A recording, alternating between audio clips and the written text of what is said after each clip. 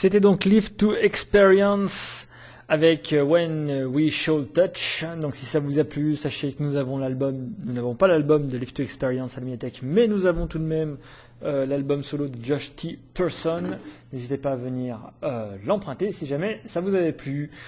Pour finir, on finit avec une dernière chronique littéraire avec Neil Gaiman. Neil Gaiman qui a sorti son dernier album, on vient de parler de musique, mais avec son dernier roman, L'Océan au bout du chemin, ce qui nous permet d'en parler donc aujourd'hui. Neil Gaiman, c'est un auteur assez important dans la sphère de l'imaginaire, de la littérature de l'imaginaire, et même de l'imaginaire en général, puisqu'en fait c'est un auteur tout d'abord de bande dessinée. Il a aussi écrit pour des scénarios de films, et il est en ce moment plutôt connu pour ses romans, parce qu'il écrit plus des nouvelles et des romans en ce moment, mais c'est un auteur qui s'est lancé déjà avec beaucoup de succès dans les scénarios de comics. C'est un auteur donc anglais qui a commencé, figurez-vous, par écrire son premier roman, puisqu'il a commencé en écrivant de la bande dessinée, mais son premier roman, il l'a écrit en collaboration avec ni plus ni moins que Terry Pratchett, dont on a parlé un petit peu avant. Comme quoi, on fait des liens dans ces émissions de la médiathèque. J'espère que vous apprécierez. Il a écrit en fait Deux bons présages, un excellent roman.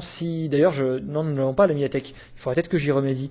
Mais si jamais vous pouvez mettre la main dessus, c'est vraiment un excellent roman, un des meilleurs de Neil Gaiman, et également un des meilleurs de Terry Pratchett. Ce qui n'est pas forcément évident, c'est en général les collaborations d'auteurs de romans, enfin des livres écrits à quatre mains, ou plutôt on devrait dire à deux mains, en tout cas à deux auteurs, et en général je trouve des styles assez communs, comme si la fusion des deux auteurs faisait que on limitait un petit peu les aspérités, on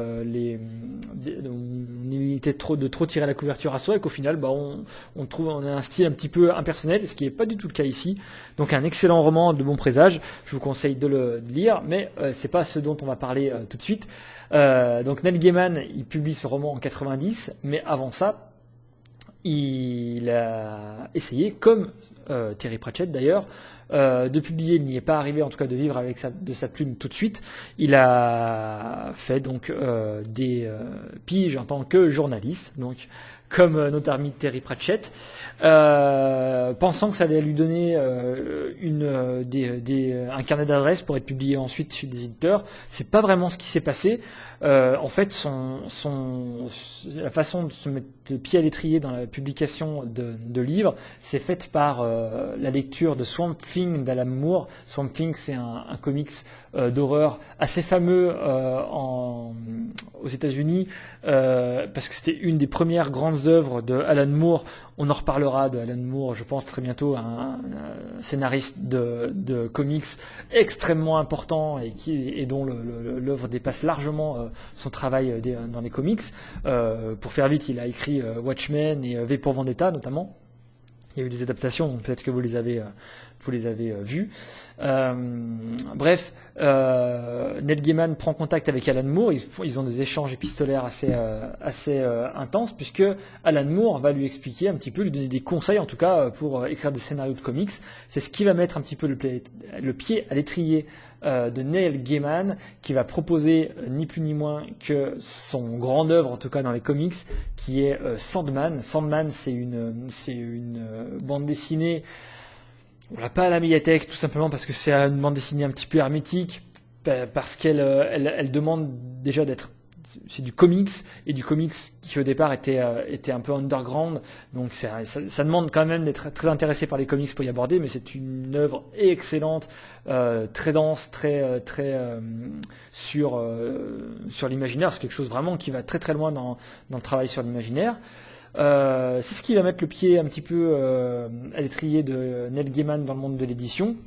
À partir de ça, il va publier d'autres bandes dessinées qui vont petit à petit ressembler plus à des romans graphiques. Vous savez ce qu'on appelle des romans graphiques en général, c'est un terme un peu exagéré pour faire lire de la bande dessinée à ceux qui n'aiment pas en lire ou qui lisent plus de romans que de bande dessinée. Mais on va dire que petit à petit, ces bandes dessinées ont contenu de moins en moins d'images, de plus en plus d'illustrations, de plus en plus de textes. Notamment je pense à Signal Bruit qui est une bande dessinée de 92 qu'il a écrit avec Dave McKean, Mr. Punch, ce genre de choses. Au niveau des romans, il publie donc son premier roman, je l'ai déjà dit, De bons présages en 90, mais le premier roman qu'il va écrire vraiment tout seul, c'est Neverwhere en 96. Alors l'histoire de Neil Gaiman est souvent liée avec des adaptations cinématographiques ou télé. C'est par exemple le cas de Neverwhere, alors là, qui a été adaptée elle plutôt en bande dessinée, mais ses œuvres suivantes, Stardust, je pense à Stardust, qui a été adapté au cinéma notamment. Stardust, il le sort en 99. Suivra ensuite ce que beaucoup considèrent comme son grand œuvre, au moins dans la sphère littéraire, American Gods, qui a une relecture un petit peu des mythes du super-héros. À cette époque-là, Neil Gaiman déménage d'Angleterre pour aller vivre aux États-Unis. Ça va un petit peu se ressentir pas dans son style, mais on va dire dans la façon d'écrire des histoires de manière un peu plus, dans un univers un peu plus élargi. On va dire que l'univers de l'écriture anglaise, pourtant très porté sur le fantastique, mais là on a l'impression que les choses sont un peu plus larges, un petit peu plus ouverts. Il va écrire Coraline, que vous avez peut-être vu aussi l'adaptation au cinéma. Et L'étrange vie de Nobody Owens, qui est aussi un livre pour la jeunesse. Il publie donc récemment L'Océan au bout du chemin, que je n'ai pas lu, donc je ne vais pas vous en parler très longuement aujourd'hui. On vient de le recevoir et j'ai voulu le mettre assez rapidement à disposition de nos lecteurs, donc je l'ai pas encore lu, je lirai, je pense, très bientôt, qui est une immersion, là encore, dans un univers fantastique. Donc c'est vrai que l'univers, je ne me suis pas encore attardé dessus, mais je vais le faire tout de suite. L'univers de Neil Gaiman, c'est plutôt, à la différence de son compère Terry Pratchett, qui est lui plus dans la fantasy, Neil Gaiman est plutôt dans ce qu'on dirait, voilà, le fantastique, l'imaginaire. En général, un peu comme Stephen King, on parle on a un point de départ assez réaliste.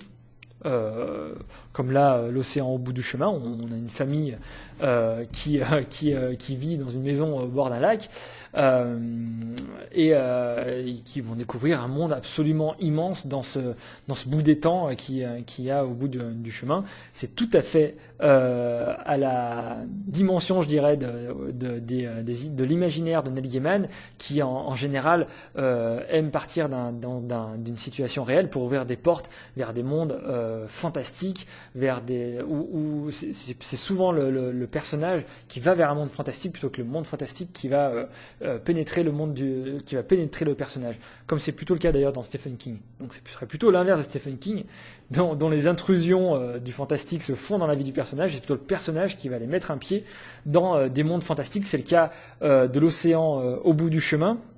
Alors c'est vrai que Neil Gaiman a aussi un style d'écriture qui est assez porté par je dirais le gothique, même si là on n'est pas vraiment dans un style d'écriture gothique de type Frankenstein ou Dracula, hein, mais plutôt par ces univers un peu sombres, un peu dark, j'allais dire, hein, donc c'est bien ça, les univers où la mort rôde. Mais c'est pas quelque chose d'extrêmement plombant, c'est plutôt le fantastique est quelque chose d'assez brutal, d'assez sombre, mais en même temps de quelque chose de nécessaire qui va apporter quelque chose au personnage. C'est un peu son style, qui est aussi le style, hein, même de l'univers, je dirais, culturel dans lequel il a grandi, l'Angleterre des années 80 et 90, que ce soit dans la musique, hein, le rock gothique, hein, qui a très bien marché dans les années 80, début 90, en Angleterre. Neil Gaiman est tout à fait dans ce style-là. Donc je vous conseille fortement la lecture de L'Océan au bout du chemin, même si, donc je le répète, je ne l'ai pas lu, mais vu le CV, le curriculum vitae de l'auteur, ça ne peut être qu'une bonne lecture. Les retours d'ailleurs dans les retours critiques sur ce livre sont excellents.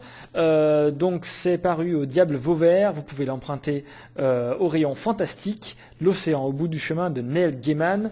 Je me permets une petite parenthèse avant de passer à notre dernière chronique musicale.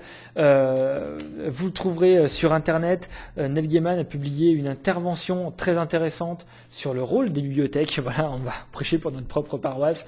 C'est quelqu'un qui est très actif sur le débat sur les bibliothèques, parce qu'en Angleterre, il y a un débat sur la place des bibliothèques dans la place publique. Il se trouve que c'était pendant une conférence, il a fait une conférence là-dessus.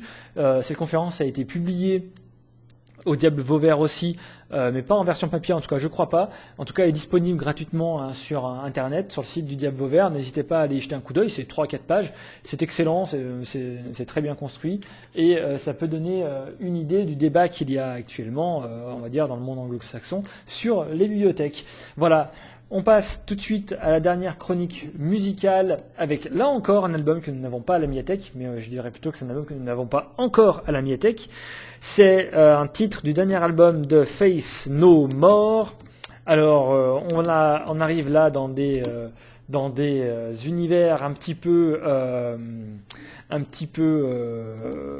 plus vigoureux, un petit peu plus violent, avec Faith No More. Faith No More, pardon, c'est un groupe de rock américain qui s'est formé au début des années 90 et qui a été surtout connu, au début des années 80, mais qui a été surtout connu au tout début des années 90, avec une espèce de rock metal très barré qui partait dans tous les sens. Ce groupe a eu beaucoup de succès avec un de leurs albums qui s'appelait j'ai perdu son nom, pas The Real Thing. J'ai perdu son nom, je vais le retrouver. Non, j'ai plus le nom, c'est pas grave. En tout cas, avec un des albums dans lequel était sorti le titre Epic, peut-être que ceux qui étaient adolescents dans les années 90 ont très probablement entendu cette chanson. En fait, c'est un groupe qui aime beaucoup, créer. C'est un groupe dont la particularité principale, j'essaie de trouver mes mots pour bien définir ce groupe assez difficilement définissable, et c'est pour ça qu'il est très intéressant malgré le fait qu'il soit assez brutal. En fait, c'est un groupe qui, je trouve, a une éthique musicale très pointue, c'est-à-dire qu'elle intègre énormément d'influences diverses et variées, mais à la différence de la plupart des groupes qui aiment faire des mélanges et de la fusion d'éléments, ils le font de manière assez claire, assez diffuse. Souvent on a une espèce de mélange qu'on dirait plutôt de musique malaxée. Là on a l'impression d'avoir des morceaux dans chaque morceau. On a l'impression d'avoir des petits bouts de style, et ça donne vraiment des morceaux qui ressemblent à rien de ce qui se fait, et pourtant tout ça est produit avec un espèce de son très pop. Vous verrez, c'est pas du tout, même si c'est du rock, donc c'est quelque chose d'assez entraînant et parfois assez agressif, ça reste fait vraiment pour que ce soit très facilement écoutable. Et The Real Thing, voilà, c'est l'album qui les a lancés. J'ai retrouvé le nom, il me revient là.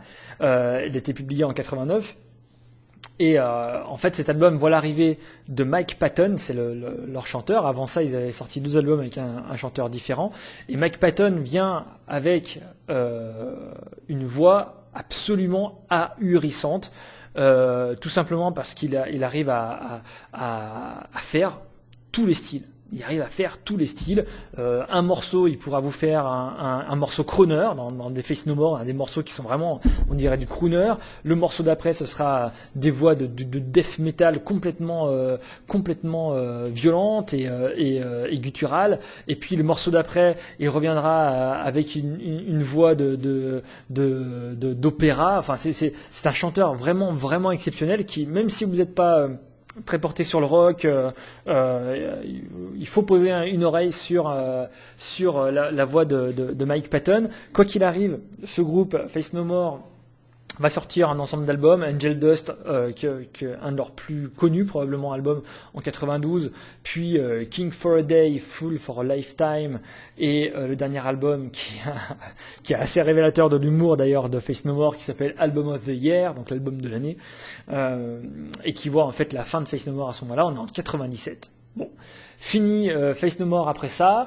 Mike Patton va avoir une carrière assez florissante, donc le chanteur, notamment avec des groupes comme Fantomas. Alors on est vraiment là dans la musique indépendante, underground, c'est pas dans des grands publics comme Faith No More a pu vendre des millions de disques. Là, Mike Patton va sortir tout un tas de disques et qui est très révélateur de sa personnalité, en tout cas en tant que chanteur, qui part dans tous les sens, qui part dans tous les sens, qui part dans des sens très différents plutôt.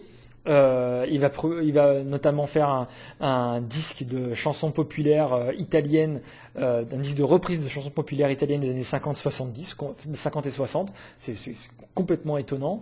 Il va sortir des albums du fabuleux groupe expérimental de rock Fantomas. C'est assez particulier, hein, là on est vraiment dans l'expérimentation musicale. Si un jour vous avez l'occasion de tomber dessus, alors n'hésitez pas, c'est vraiment très intéressant.